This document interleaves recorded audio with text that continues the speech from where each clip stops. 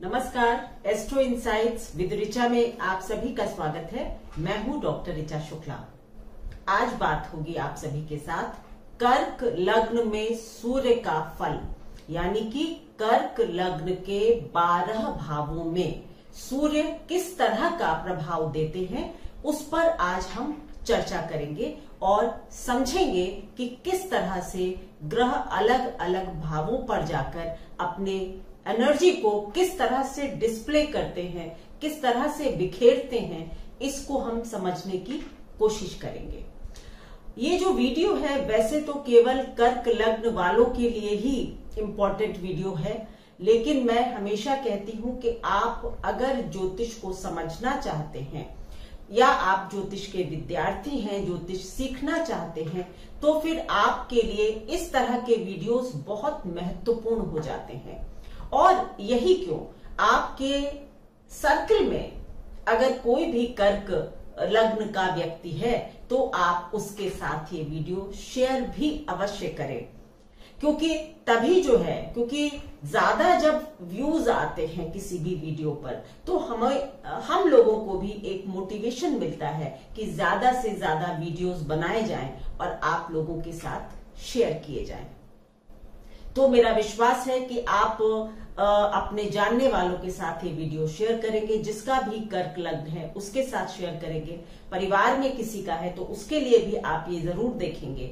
इस तरह से और ज्योतिष के विद्यार्थियों को तो सदैव ही इस तरह के वीडियोस को देखना चाहिए और अलग अलग दृष्टिकोणों को समझना चाहिए। चलिए शुरू करती हूँ आज का वीडियो। आज बात हो रही है कर्क लग्न के विषय में। कर्क लग्न यानी कि अगर आपकी कुंडली के प्रथम भाव में 4 नंबर पड़ा हुआ है तो आप कर्क लग्न के व्यक्ति हैं। और कर्क लग्न में सूर्य का प्रभाव आज हम देख रहे हैं। तो सूर्य सबसे पहले जानना जरूरी होगा कि सूर्य कर्क लग्न के लिए क्या है। तो सूर्य कर्क लग्न के लिए द्वितीयेश है, दूसरे घर के मालिक हैं।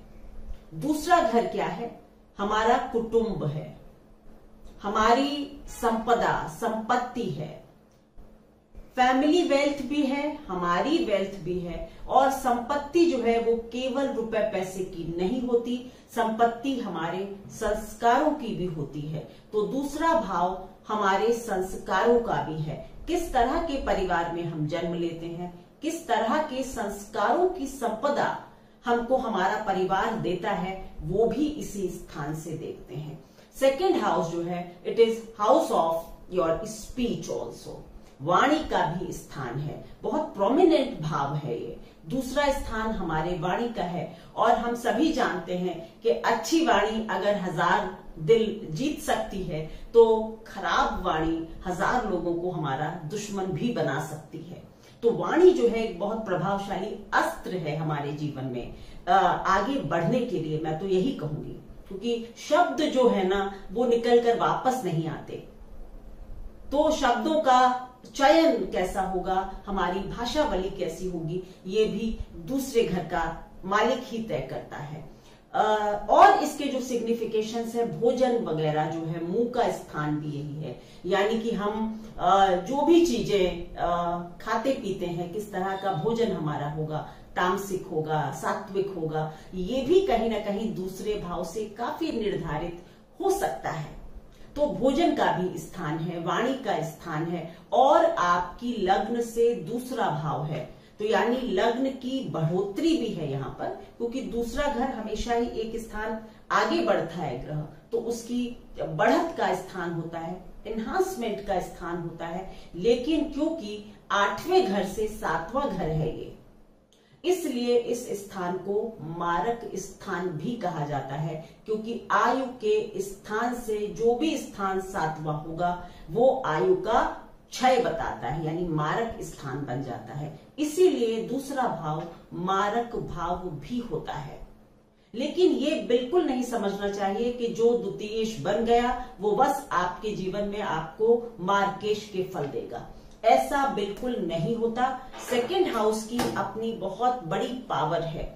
और मैं ये भी बता दूं आपको कि द्वितीयेश की दशा में कभी बहुत परेशान नहीं होना चाहिए, क्योंकि अगर आपकी आयुष्य अभी बाकी है, मतलब अगर आपकी लॉन्जिविटी बची हुई है, तो द्वितीय भाव के मालिक की, अधिपति की अगर दशा आ भी जाती है आपके जीवन में, तो वो आपको वेल्थ देने वाली हो सकती है, आपके एसेट्स को बढ़ाने वाली हो सकती है, आपके परिवार में कोई शुभ कार्य करवाने वाली हो सकती है। हाँ, ये बात ठीक है, अगर उसका प्लेसमेंट अच्छा नहीं होगा और महादशा चलेगी तो थोड़ा बहुत कोई रोग या शरीर को कुछ कष्ट संभावित होते हैं।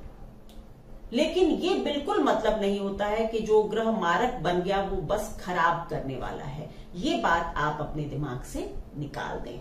मार्केश का असर तभी सबसे ज्यादा होगा जब आपकी आयुष्य जो है एग्जॉस्ट हो चुका है, खत्म हो चुका है। अगर आपकी उम्र 70 साल है और अगर आपकी 70 साल पर मार्केश की दशा आएगी तो अवश्य उसमें आपकी मृत्यु होगी। लेकिन जीवन में अगर आपकी उम्र दिखाई दे रही है 70 साल और 20 साल में मार्केश आ रहा है, तो वो ऐसी असुविधा नहीं करेगा जीवन में। सिर्फ कभी कभी जिस भाव में जाएगा उससे रिलेटेड लोगों को हो सकता है थोड़ी सी सेहत के इश्यूज दे दे, या आपकी अगर लग्न वगैरह में बैठा है तो आपको थोड़े से सेहत के इश्यूज दे सकता है। ये हो सकता है, लेकिन इस बात पर बहुत गौर करने की जरूरत नहीं है, क्योंकि और भी बहुत सारी प्रॉपर्टीज हैं, सिग्निफिकेशंस है दूसरे घर के मालिक की। चलिए अब बात होगी कि अगर सूर्य कर्क लग्न है आपकी और सूर्य आपके पहले भाव में बैठे हुए हैं, यानी धन का मालिक जो है, पारिवारिक वेल्थ पहली चीज होती है, पारिवारिक वेल्थ सेकंड हाउस।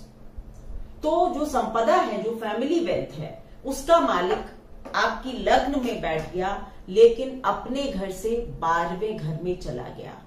ग्रहों को प्लीज मैं बार बार आप लोगों से रिक्वेस्ट करती हूं, बारीकी से ज्योतिष को समझें।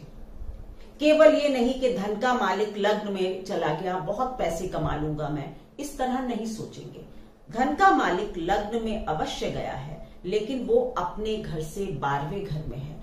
हो सकता है कि आप बहुत मेहनत करके धन कमाते हैं, लेकिन उसका बार बार व्यय हो जाता है, क्योंकि वेल्थ का मालिक अपने घर से दूसरे घर में है। हो सकता है कि आप अपने रख रखाव के ऊपर ही बहुत पैसे खर्च कर रहे हो सकता है आप बहुत महंगे शौक रखते हो, या आपका जो रहन सहन है वो एक राजा की तरह हो जाए, क्योंकि सूर्य राजा है आफ्टर ऑल।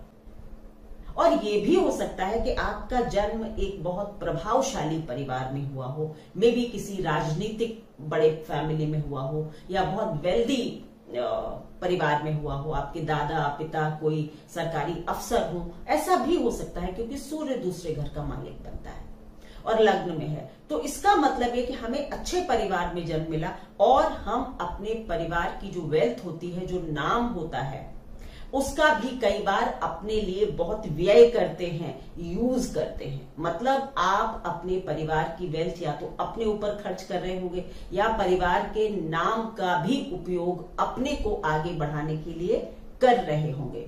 सूर्य की जो अपनी प्रॉपर्टीज है, वो जब लग्न में बैठता है तो कहीं ना कहीं आप थोड़े से करिश्माई व्यक्तित्व आपका होता है। आपका व्यक्तित्व तो करिश्माई हो सकता है, आप बहुत अच्छे लीडर हो सकते हैं, वक्ता हो सकते हैं, क्योंकि दूसरे घर का मालिक लग्न में भी है। लेकिन क्योंकि अपने घर से 12वें में है, तो कई बार आप थोड़े से एरोगेंट या फिर ऐसी बात कर सकते हैं जो जरूरी नहीं थी, क्योंकि वाणी का व्यय कर रहे हैं ना, तो मतलब एडवाइस दे रहे हैं, किसी को अनसॉलिसिटेड एडवाइस दे रहे हैं, मांगी नहीं दे रहे हैं। यानी कई बार आप बोल रहे हैं तो या तो बिना सोचे समझे या ज्यादा बोल रहे हैं, इस तरह की बातें भी आपकी पर्सनालिटी में दिखाई देगी। लेकिन क्योंकि सूर्य का अपने मित्र की राशि में होना एक अच्छा संकेत है, चंद्रमा उनके मित्र हैं, तो आपकी इन जनरल पर्सनालिटी बहुत अच्छी होती है, आपकी वाणी भी प्रभावशाली होगी, लेकिन आपको बहुत सोच समझ कर बोलना चाहिए। ये सलाह मैं आपको अवश्य दूंगी, क्योंकि आप थोड़े एरोगेंट हो सकते हैं बातचीत करने में। आप खाने पीने के शौकीन होंगे, महंगे रेस्टोरेंट्स में जाना, उसमें पैसे व्यय करना, ये सब भी आपके शौक होंगे। घर के रख रखाव पर भी आप काफी खर्चा कर सकते हैं। जहां तक रोग की बात आती, क्योंकि आफ्टर ऑल मारक ग्रह है और लग्न में बैठ रहा है, तो हो सकता है कि आपकी सेहत नरम गरम रहती हो कभी कभी। और सूर्य की महादशा में खास करके आपको या तो हृदय या फिर सर वगैरह का जो स्थान होता है, ENT का एरिया, उसमें कुछ तकलीफ हो सकती है। अब बात होगी कि अगर दूसरे घर का मालिक, क्योंकि सूर्य दूसरे घर के मालिक बन रहे हैं, अपनी ही राशि में अपने ही स्थान पर बैठ जाए, फिर वही बात है अच्छी प्लेस में। कोई भी ग्रह जब अपने घर बैठा होगा तो बिना सोचे समझ लीजिए कि अच्छा ही रिजल्ट देगा। तो यहां पर यह निश्चित करता है कि आपका जन्म, यहां पर तो यह बिल्कुल निश्चित हो जाता है कि आपका जो परिवार है वो एक नोन फैमिली है। मतलब आप एक ऐसी जगह जन्म लेते हैं जो थोड़े से प्रभावशाली परिवार होता है। ये देखिए आपकी हैसियत पर भी डिपेंड करता है कि मतलब कई बार आप प्रधानमंत्री के घर पैदा हो सकते हैं, कई बार आप किसी सेनेटर के घर या पार्षद के घर भी पैदा हो सकते हैं। ये आपके अपने पूर्व जन्म के कर्म होंगे कि किस परिवार में आप जन्म लेंगे। लेकिन कुछ अच्छा होगा जिसकी सोसाइटी में कोई इमेज हो, सोशल इमेज अच्छी हो, सरकार से कुछ लेना देना हो, या फिर सूर्य जो है बहुत सारी चीजों को दिखाता है। अपनी राशि में है तो ज्यादातर तो यही है कि गवर्नमेंट वगैरह के अधिकारी हो सकते हैं आपके परिवार में लोग, और आप भी, आपका भी होता है, क्योंकि धन का मालिक धन में है, यानी आप भी सरकार से धन कमा सकते हैं। कहां से धन आ सकता है? सरकार की तरफ से। तो आप भी सरकारी हो सकते हैं अधिकारी, या आप अपने परिवार में दादाजी या पिताजी का ही प्रोफेशन ले लें, ऐसा भी हो सकता है। आप अपनी सारी एनर्जी जो है, ऊर्जा जो है, वो आप अपनी वाणी को सुधारने में या बोलचाल से लोगों को जीतने में लगाते हैं, और आप अपनी वाणी से भी कमा सकते हैं। मतलब आप लेक्चरर हो सकते हैं, पब्लिक स्पीकर हो सकते हैं, मोटिवेशनल स्पीकर हो सकते हैं, ओरेटर हो सकते हैं, टीचर प्रोफेसर तो मैंने कही दिया, या जहां भी भाषा का प्रयोग होता है उस तरह से भी आप धन कमा सकते हैं। आपके लिए, क्योंकि दूसरे घर का मालिक दूसरे में ही है, अगर कभी सूर्य की दशा आपके जीवन में आती है तो उसके लिए आपको खास करके आपके फेस पर और सर पर कभी कोई चोट या कोई मतलब नुकसान पहुंचे, या वाणी वगैरह में ही कुछ प्रॉब्लम हो, ऐसा हो सकता है। तो आपको ये स्पेशली महादशा में ही होने का डर होगा, बट अदरवाइज ये स्थिति जो है वो सूर्य की काफी अच्छी है। सो मुंह का स्थान और आपका ये जो पूरा ही फेस है, इस पर अगर सूर्य की महादशा होगी तो थोड़ा सा ध्यान रखेंगे, और ऐसे किसी रोग के लिए थोड़ा प्रोन हो जाते हैं आप लोग। ये दूसरे घर का मालिक तीसरे घर में अगर चला जाता है, यानी कि बुध की राशि में सूर्य जा रहे हैं, दूसरे घर का मालिक तीसरे घर में, अपने से दूसरे घर में जा रहा है, तो आप अपनी, सबसे पहली बात होगी कि आप अपनी फैमिली वेल्थ को अपने पुरुषार्थ से यूज करेंगे। इसका मतलब ऐसा हो सकता है कि आप अपने परिवार के व्यवसाय को आगे बढ़ा सकते हैं। आप अपने मतलब आपकी सारी जो बातचीत, वाणी, इस सब की जो एनर्जी है वो बढ़कर कहाँ जा रही है? तीसरे घर में। तो आप लोग निश्चित रूप से मीडिया, परफॉर्मिंग आर्ट्स और आपके ट्रेवलिंग, टूरिज्म, यानी इन रास्तों से धन कमा सकते हैं। देखिए धनेश है, बेसिक ऊर्जा ग्रह की कभी मत भूलिए, वाणी है, सब कुछ है, लेकिन जो बड़ी ऊर्जा है, इस भाव को क्या कहा जाता है? धन का भाव है। सो यानी कि बेसिक ऊर्जा इसके धनेश होने की है। तो जब धनेश तीसरे घर में जाएगा, आप ट्रेवलिंग से कमा सकते हैं, टूरिज्म से कमा सकते हैं, मीडिया से कमा सकते हैं, व्यापार से कमा सकते हैं, फैमिली के व्यापार को आगे बढ़ा सकते हैं।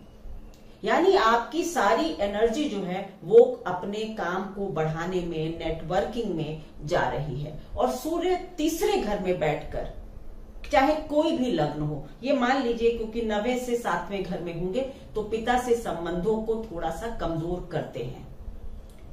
कहीं भी कोई भी लग्न हो, कोई भी राशि हो। हाँ, ये और बात है कि अगर मित्र राशि में होंगे तो थोड़ा बेहतर कर देंगे, और अगर शत्रु राशि में होंगे तो फिर पिता से संबंध ज्यादा भी खराब कर सकते हैं। पर पिता से थोड़े संबंध सूर्य के तीसरे भाव में आने से होते ही हैं खराब। या ये भी होता है कि आपके जो पिता हैं वो एक डिक्टेटर की तरह होते हैं और आप शुरू में उनसे काफी डरते हैं और उनसे दूरी रखते हैं। इस तरह के रिजल्ट्स भी तीसरे घर का सूर्य देता है। और आपके जो पिताजी हैं वो काफी मनी माइंडेड हो सकते हैं और आप जीवन में अच्छा कर रहे हैं, इसका पैमाना आपके पिता के लिए आपकी फाइनेंशियल ग्रोथ हो सकती है। देखिए, जैसे जैसे आप ग्रह को इंटरप्रीट करते जाएंगे, समझते घुसते जाएंगे, कई चीजें निकल कर आती हैं। अगर एक भाव पर बोलना चाहें तो हम आधा घंटा एक भाव पर ही बोल सकते हैं, और यहाँ हमको आधे घंटे में 12 भाव शेयर करने हैं, तो इसलिए थोड़ा शॉर्ट में ही बता पाती हूँ। तो ये भी हो सकता है कि आपके पिता का जो पैमाना है आपकी सक्सेस का, आपकी सक्सेस का, वो फाइनेंशियल ग्रोथ हो। इस विषय में भी आपकी आपस में एक दूसरे से थोड़ी सी टकरार हो सकती है। अब बात होगी कि तृतीयेश अगर चौथे घर में आ जाए, नीच का हो जाए, द्वितीयेश चतुर्थ में आ गया, अपने घर से तीसरे घर में है और नीच का है। यहां पर ये बात मानकर चलिए कि ये स्थिति मां के स्वास्थ्य को थोड़ा सा कमजोर करती है। ये क्योंकि चौथे घर में सूर्य नीच के हैं तो मां के स्वास्थ्य को थोड़ी से तकलीफ दे सकते हैं। आपके साथ आपके मां के संबंधों में थोड़ी सी कटुता ला सकते हैं, और क्योंकि 10वें घर से 7वें घर में है तो यहां भी पिता के लिए बहुत अच्छे संकेत नहीं देते। आपका अपने घर में जरूरत से ज्यादा दखल हो सकता है, जिसको हो सकता है कि आपके घर वाले पसंद ना करते हो, क्योंकि आपके सुख आराम के घर में आपके घर की एनर्जी, मतलब फैमिली कुटुंब की जो एनर्जी है वो चौथे घर में जाकर बैठ गई और नीच की हो गई। इसका मतलब कि घर में ही आप जरूरत से ज्यादा या तो दखल देते हैं या रहते हैं, तो फिर परिवार वाले इस चीज से उकता जाते हैं, क्योंकि सूर्य की एनर्जी थोड़ी सी डाउन हो रही है ना, लो हो रही है। अगर शुक्र केंद्र में कहीं पर होंगे या अपने उच्च भाव में केंद्र में होंगे तो इसको नीच भंग मिलेगा, तब इसके रिजल्ट्स थोड़े से बेहतर हो सकते हैं। नहीं तो आपको आपके पारिवारिक जो एसेट्स मिलते हैं ना, जैसे पिताजी का बहुत बड़ा घर आपको मिल गया, लेकिन हो सकता है आप उसको सस्टेन ना कर पाए, आप उसको बचा ना पाए, आप इतना पुरुषार्थ ना कर पाए कि आप उसको रोक पाए। कई बार ऐसी स्थिति में मैंने देखा है कि लोग अपनी फैमिली वेल्थ को बेच देते हैं या मतलब थोड़ा सा कम हो जाती है। इस तरह के भी रिजल्ट्स देखने को मिलते हैं। तो सूर्य की चौथे घर में नीच की स्थिति, पहली चीज माता और पिता दोनों के लिए बहुत अच्छे संकेत नहीं है। लेकिन अब ये मान लीजिएगा कि अगर बृहस्पति की दृष्टि होगी या शुक्र की पोजीशन बहुत अच्छी होगी तो ये रिजल्ट्स डाइल्यूट हो जाएंगे और आपको अपनी जिंदगी में कम दिखाई पड़ेंगे या थोड़े से बेहतर दिखाई पड़ेंगे। लेकिन ये सच है कि आपको अपने परिवार की संपदा को बचाने के लिए बहुत मेहनत करनी होगी, नहीं तो ये चला जाएगा। अब बात होगी कि दूसरे घर का मालिक अगर 5वें घर में आ जाता है। 5वें घर में दूसरे घर का मालिक है, दूसरा घर हमारी वाणी है और 5वां घर हमारी क्रिएटिविटी है। आप बहुत अच्छे डायलॉग राइटर हो सकते हैं, बहुत अच्छे डायलॉग राइटर हो सकते हैं, अदरवाइज भी बहुत अच्छे फिक्शन वगैरह, क्योंकि 5th house is house of imagination also. आप एक बहुत अच्छे फिक्शन के राइटर हो सकते हैं, मतलब उपन्यासकार वगैरह जिसमें इमेजिनेशन में काम करते हैं। ठीक है, आप अपनी बायोग्राफी वगैरह भी लिख सकते हैं, क्योंकि लेखक का गुण कहीं ना कहीं आ जाता है, क्रिएटिविटी में इन्वॉल्व हो जाता है। ये भी बात आ जाती है कि जैसे कि आपके पिताजी या दादाजी हो सकता है किसी सरकारी पोस्ट पर थे और आपका बच्चा भी कुछ कुछ उसी लाइन पर चला जाए, ये भी देखिएगा कि दूसरे घर का मालिक जब 5वें पर होगा या 5वें पर दृष्टि डालेगा या कुछ भी, तो आपकी जो पीढ़ी होती है वो आप जैसे ही प्रोफेशन को ग्रैब कर लेती है। ये देखिएगा, मतलब जिस पद पर आप हैं उसी पर आपका बच्चा पहुंच जाए, या जिस पद पर दादाजी थे 3rd जनरेशन उसी पर बच्चा पहुंच जाए। इस तरह की चीजें भी होती हैं, यानी बच्चे भी आपके प्रतिभावान हो सकते हैं, आगे बढ़ सकते हैं, नाम कमा सकते हैं, आप काफी क्रिएटिव हो सकते हैं। आपके लिए भी पॉसिबिलिटी बनती है कि धन सरकार की तरफ से आप आ जाए, आप भी राजनयिक वगैरह या IAS ऑफिसर इस तरह से अवश्य बन सकते हैं। तो ये स्थिति एक अच्छी स्थिति है। आपको परिवार से कुछ संस्कार पढ़ाई लिखाई के या जो फैमिली ट्रेडिशन है उसके मिले होते हैं, उसका आप पालन बहुत अच्छे से करते हैं, मतलब अपने संस्कारों को संजो कर रखते हैं। अब बात होगी दूसरे घर का मालिक अगर छठे घर में आ जाए, ठीक है ना, अपने घर से 5वें घर में है, तो आपकी वेल्थ की जो ऊर्जा है वो कहां जा रही है, धनेश कहां जा रहे हैं, रोग ऋण रिपु में। क्लियर सी बात है, यानी कि आपके जीवन में आपका जो धन है वो कई बार आपको लग सकता है कि ये रोग ऋण रिपु में खर्च हो रहा है, या बहुत मेडिकल पर खर्चे होते हैं, या कोई कोर्ट केस लंबा चल रहा है और आपकी काफी फाइनेंसेस ड्रेन हो रहे हैं, ऐसा हो सकता है। लेकिन क्योंकि ये बृहस्पति की राशि है, अगर बृहस्पति का प्लेसमेंट अच्छा होगा तो अपने घर से 5वें घर में है ना, तो हो सकता है कि आप इन्हीं चीजों में कोई काम कर रहे हो, धन कमा रहे हो।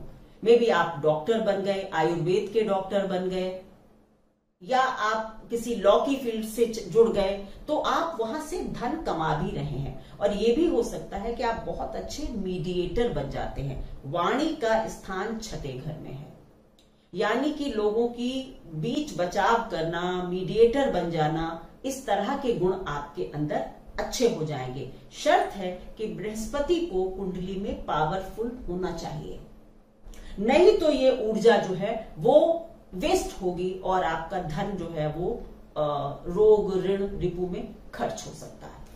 अब बात होगी कि सूर्य जो है, वैसे सूर्य छठे घर में विजयी सूर्य कहलाते हैं, मैं हमेशा कहती हूं, इसलिए क्रूर ग्रह छठे घर में बुरे नहीं होते। तो इनडायरेक्टली आप रोग से भी जीत जाएंगे, यानी फाइट करेंगे और जीत जाएंगे। लेकिन मारक भाव का स्वामी जब छठे घर में आता है तो थोड़े से, जब हमें हेल्थ इश्यूज होते हैं तो ज्यादा ध्यान रखना चाहिए अपना। तो अगर सूर्य की महादशा है तो फिर आप अपना रेगुलर चेकअप वगैरह अवश्य करवाएं। अब दूसरे घर का मालिक अगर 7वें घर में है, एक मारक भाव का स्वामी दूसरे मारक भाव में, अपने घर से छठे में, ये स्थिति थोड़ी सी कठिन है। सूर्य अपने शत्रु की राशि में भी है, शनि की राशि में है, अपने घर से छठे घर में है। मारक भाव का स्वामी जब दूसरे मारक भाव में बैठता है तब इसकी दशा अंतरदशा में आपको स्वास्थ्य के लिए काफी सचेत रहना चाहिए, क्योंकि ये मैंने बहुत ज्यादा देखा है कि यदि एक मारक स्थान का स्वामी दूसरे मारक स्थान में बैठता है तो अपनी दशा अंतरदशा में रोग अवश्य देता है। अब ये अगर 7वें घर में बैठ गए हैं तो हो सकता है कि आपको आपके प्राइवेट पार्ट से रिलेटेड कोई दिक्कत दे दे, कोई सर्जरी वगैरह भी दे सकते हैं। अगर शनि की स्थिति इनसे शत्रु स्थानों में होगी, मतलब 5वें, 6ठे, 7वें, 8वें, 9वें ऐसे स्थानों में होगी तो ये स्थिति और कठिन हो जाएगी। पर अगर आपकी मतलब आयुष्य बाकी है, शेष है, और फिर सूर्य की आती है, तो हो सकता है आपको व्यापार वगैरह में ये आप मेहनत करें तो कुछ अच्छे फल दे दे। लेकिन ये भी निश्चित मानिए कि इस वक्त आपको ऋण वगैरह लेने से, बड़े ऋण लेने से बचना चाहिए, क्योंकि अपने घर से धनेश छठे घर में है। अगर आप ऋण वगैरह लेंगे तो लंबे चक्कर में फंस सकते हैं, क्योंकि शनि की राशि में सूर्य है, मत भूलिए। तो लंबे कर्जे में फंस सकते हैं या लंबे रोग में फंस सकते हैं। तो थोड़ा सा ये जो है स्थिति थोड़ी सी ट्रिकी हो जाती है। इसमें खास करके मैं कहूंगी कि अगर आपके सूर्य 7वें घर में बैठे हुए हैं, कर्क लग्न है, तब आपको सूर्य की दशा अंतरदशा में सूर्य का ध्यान, पूजा, अर्घ्य देना कुछ अवश्य करना चाहिए। अब बात होगी कि अगर दूसरे घर का मालिक 8वें घर में बैठ गया, अपने से 7वें में चला गया, ये स्थिति भी थोड़ी सी ये है कि आप आपकी जो वेल्थ है, फैमिली वेल्थ है, आपकी वेल्थ है, आप उसका थोड़ा सा नुकसान कर सकते हैं या उस एनर्जी का थोड़ा सा क्षय हो रहा है। 7th हाउस इज मारक स्थान। अपने से 7वां है, तो कई बार ऐसा होता है कि आप अपनी इनहेरिटेंस वगैरह जो मिलने वाली थी उसका नुकसान हो जाता है, या आप अपने धन का व्यय गलत कामों में कर देते हैं, या आपका धन टिकता नहीं है, या आप सीक्रेट कामों में अपने धन को लगा रहे हैं, अपने परिवार के धन का नुकसान कर रहे हैं, सीक्रेट कामों में जुड़ गए हैं। ऐसे लोग कई बार छुपे हुए इन्वेस्टमेंट वगैरह जैसे लॉटरी, सट्टा, ये भी करने लगते हैं जिसमें नुकसान हो सकता है। ऐसी चीजों से आपको बचना चाहिए। सूर्य का 8वें घर में होगा, एक जो जनरल प्रेडिक्शन होता है वो मैंने शायद बहुत बार बताया है कि ऑकल्ट वगैरह में भी आपकी रुचि हो सकती है, लेकिन यहां पर क्योंकि अपने घर से मारक स्थान में है और शनि की राशि में है, तो हो सकता है आप, मैंने कहा ना, सीक्रेट एक्टिविटीज, आप तंत्र वगैरह की साधना भी कर सकते हैं। इस तरह के प्रभाव होंगे। तो सूर्य की महादशा या अंतरदशा जब आती है तो आपको सूर्य को प्रसन्न करने के लिए कुछ उपाय करने चाहिए। दूसरे घर का मालिक अगर 9वें घर में होगा, अपने मित्र की राशि आ गई, मीन राशि आ गई, और अपने से 9वां घर आ गया। 9th हाउस इज ओके, धर्म का स्थान है, तो यानी कि आपका धन जो है वो धर्म में अपने से 8वें स्थान में है, माफ कीजिएगा, 9वां नहीं 8वां, लग्न से 9वें स्थान में है, अपने घर से 8वें स्थान में है। तो आपका धन जो है खर्च तो हो रहा है, 8वें घर में गया है ना अपने, लेकिन धर्म के कार्यों में हो रहा है। आप धर्म के ऊपर खर्च कर रहे हैं। हो सकता है आप चैरिटेबल हैं काफी। वैसे भी जब मैंने द्वितीयेश का बताया था फल, तो मैंने बताया था कि दूसरे घर का मालिक जब 9वें घर में जाता है तो आप काफी चैरिटेबल होते हैं, और अगर सूर्य है तो फिर आपकी आत्मा ही चैरिटेबल है। मतलब आप तो अपने कपड़े उतार कर भी किसी को दे सकते हैं, इतने दयावान हो सकते हैं। पर बृहस्पति की स्थिति अच्छी होगी तभी ऐसा होगा। सूर्य पर जब कोई दुष्प्रभाव नहीं होगा तभी ऐसा होगा, और अगर दुष्प्रभाव में होगा तब आप धर्म के कार्यों से दूर होंगे, और आपका अपने पिता के साथ भी अच्छे संबंध नहीं होंगे। पर वैसे आप इन जनरल आप अपने लेक्चर देने के लिए या आप अपनी वाणी से दूर दूर तक अपना नाम पैदा कर सकते हैं, ये सच बात है। द्वितीयेश 9th हाउस में वाणी बहुत अच्छी देता है, और आपके पास जो सबसे बड़ा एसेट होता है वो आपकी वाणी ही है दूर दूर तक पहुंचने के लिए। तो ये एक तरह से अच्छा प्लेसमेंट है।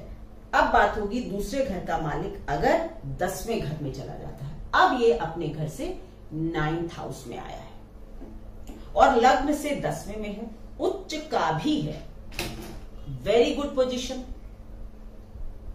अपने घर से केंद्र और त्रिकोण की स्थितियों में है, लग्न से भी अपने घर से भी उच्च के भी हो गए हैं। तो पहली बात ये कि आपके पिता का ये निश्चित हो जाता है जो स्तर है या जो परिवार का स्तर है वो काफी अच्छा होगा। आपने शायद जन्म ही एक प्रभावशाली परिवार में लिया है, ऐसा भी हो सकता है। आपके परिवार का धन, वेल्थ, स्टेटस आपके बर्थ के बाद बढ़ती है, ऐसा भी हो सकता है। पर ये क्योंकि चौथे घर से 7वें घर में उच्च का हो सकता है, हो जाता है, तो फिर शायद मां के स्वास्थ्य में आपके जन्म के बाद कुछ कमी कर सकता है। संबंध आपके मां से अच्छे होंगे लेकिन मां के स्वास्थ्य को थोड़ा सा कमजोर कर सकता है। अगर क्रूर प्रभाव में होगा तो मां की सेहत को ज्यादा नुकसान पहुंचा सकता है।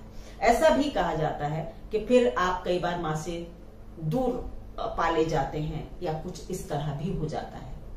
बट अदरवाइज और अगर देखा जाए तो इन लार्ज पर्सपेक्टिव ये पोजीशन सूर्य की काफी प्रभावशाली है और आप जीवन में अपने को एक बड़े प्लेटफॉर्म पर पहुंचते हुए देखेंगे। मतलब एक क्षितिज तक पहुंचना, होराइजन टच करना आप कर सकते हैं, बशर्ते कि आप धर्म के रास्ते पर चलें। आपकी भी यही है कि आप अच्छे प्रोफेसर हो सकते हैं, ओरेटर हो सकते हैं, धर्म के प्रचारक हो सकते हैं, बिजनेस टाइकून भी हो सकते हैं, पिता जैसा काम कर सकते हैं। बहुत सारे ऑप्शंस आपके पास। राजनीति में हो आप, ऐसा भी हो सकता है। यानी परिवार में भी जन्म लिया तो राजनीति का परिवार था और आप भी बाद में राजनीति करने लगे, ऐसा इसका प्रभाव देखने को मिला है।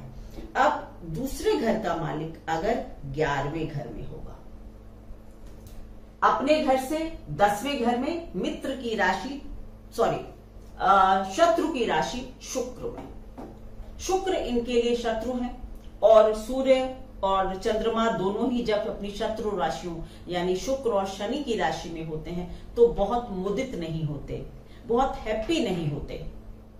लेकिन अगर शुक्र की पोजीशन इनसे दूसरे, तीसरे, चौथे, 10वें, 11वें, 12वें में होगी तो ये तात्कालिक मित्र बन जाएंगे और फिर ये बहुत अच्छे रिजल्ट्स दे सकते हैं। आपका पूरा ध्यान जो है, पूरी जो एनर्जी है वो धन कमाने पर जाती है, क्योंकि धनेश लाभ में बैठ गया। कहां से धन आए, कैसे धन आए, कितना ज्यादा मैं बना लूं, ऐसे विचार आपके अंदर आने लगते हैं और आप अपने लग्जरी वगैरह पर, क्योंकि शुक्र लग्जरी है, तो आप लग्जरी पर, सोशल दिखावे में भी मैं कहूंगी कई बार काफी धन खर्च भी करते हैं।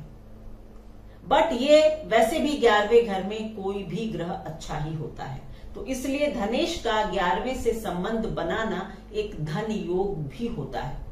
तो ये आपके लिए एक अच्छी पोजीशन है। सरकार से अवार्ड रिवॉर्ड की प्राप्ति भी आपको हो सकती है। अगर शुक्र ताकतवर होंगे तो निश्चित रूप से आपके जीवन में अवार्ड्स वगैरह भी आएंगे। अब बात होगी कि अगर दूसरे घर का मालिक 12वें घर में चला गया, अपने घर से 11वें घर में चला गया और लग्न से 12वें घर में चला गया, तो कहां धन का लाभ? धनेश अपने से 11वें में है और विदेश के भाव में है। सिंपल सी बात समझ लीजिए, दो मतलब कहते हैं ना, डॉट से डॉट जोड़िए, खुद समझ जाएंगे। धन का मालिक विदेश में चला गया अपने स्थान से 11वें स्थान में, यानी आपको विदेश से धन लाभ हो सकता है। आप विदेश जाकर धन कमा सकते हैं। कोई भी रास्ता हो, चाहे आप विदेश जाएं, चाहे आप विदेशी कंपनी में काम करें, पर आपको विदेश से धन लाभ होगा। अब लग्न से 12वें घर में है तो आप हो सकता है कि उसका व्यय भी काफी कर रहे हो और संचय ना करें। धन लाभ अच्छा हो रहा है लेकिन आप शायद उसका संचय उतना अच्छा नहीं कर पा रहे।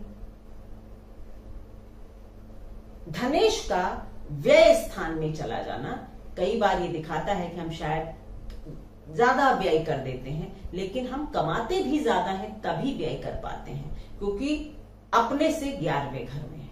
तो अच्छी इनकम बट लेस सेविंग्स, ऐसा समझ सकते हैं। दूसरा, सूर्य का एक जनरल इंटरप्रिटेशन जो 12वें घर का होता है वो ये होता है कि आप बहुत लाइमलाइट में नहीं आते, आप पर्दे के पीछे से काम करना पसंद करते हैं, बहुत असर्टिव नहीं होते हैं। तो उसके लिए मैं कहूंगी कि एक सलाह होती है ऐसे लोगों को कि जब तक आप असर्टिव नहीं होंगे, नेटवर्किंग नहीं करेंगे, आप अपने कार्य में बहुत सफल नहीं होंगे। क्योंकि सूर्य 12वें घर में कुछ भी कहिए, लग्न से 12वां हो जाता है, तो आपकी सूर्य की ऊर्जा जो है वो थोड़ी सी वेस्ट हो रही है। यहां पर बुध इनके लिए एक सम ग्रह है तो इसलिए कोई दिक्कत नहीं है, लेकिन फिर भी अपनी एनर्जी को, अपनी ऊर्जा को इंटैक्ट रखने के लिए थोड़ा मेडिटेशन करें, असर्टिव बने, नेटवर्किंग करें। ये सारी सलाहें आपके लिए रहेंगी। विदेश जाकर कोई भी शॉर्टकट्स लेने की कोशिश ना करें। ये थी मेरी एनालिसिस कर्क लग्न के 12 भावों पर सूर्य का फल कथन। आशा करती हूं कि आप लोगों को समझ आ रहा है ज्योतिष धीरे धीरे, और मैं कोशिश कर रही हूं कि बहुत सिंपल तरीके से आप लोगों को समझाऊं। अगर आप समझ पा रहे हैं तो मुझे बहुत खुशी हो रही है इस बात की। मेरे चैनल को प्लीज ज्यादा से ज्यादा लाइक करें, शेयर बहुत करें प्लीज। मैं बार बार रिक्वेस्ट करती हूँ, क्योंकि मुझे लग रहा है कि उतनी शेयरिंग नहीं हो रही है। आप खुद देख रहे हैं और मुझे पसंद कर रहे हैं, लेकिन प्लीज शेयर भी करें। सब्सक्राइब करना बिल्कुल भी ना भूलें। Thank you so much.